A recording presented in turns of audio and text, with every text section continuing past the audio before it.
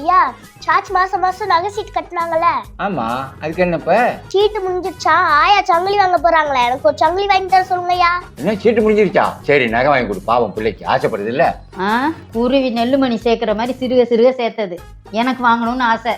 அடுத்த சீட்டு போட்டு அதுக்கு வாங்கி தரலாம். சரியா, ஆயா அதுக்கு வேணுங்குது, அடுத்த இடம் பாப்போம்யா.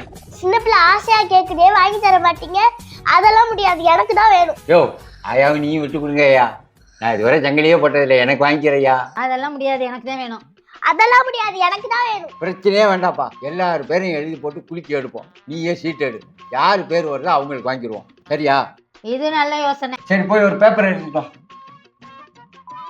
இந்தாங்க ஐயா டைரி பேப்பர்.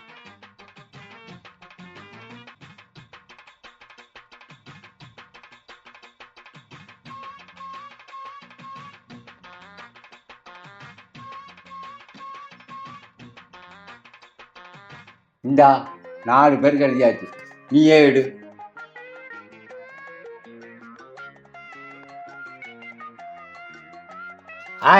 சூப்பர் சூப்பர், என் பேர் வந்துருச்சு, என் பேர் வந்துருச்சு, என் பேர் வந்துருச்சு.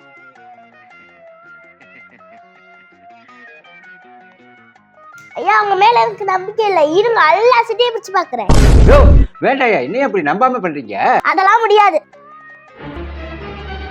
ஐயா, எல்லா சீட்லயும் அவர் பேர் எழுதிருக்காரு, சும்மா விடக்கூடாது. சத்தியா, நான் சொன்னேன்ல இந்த வேலை தான் இவர் செய்வாரு. கரையான் புத்துக்கட்ட கருணாவை குடி பூச்சான், அந்த கதையா இவர் என்ன பண்ற பாரு. ஐயோ ஐயோ ஐயோ,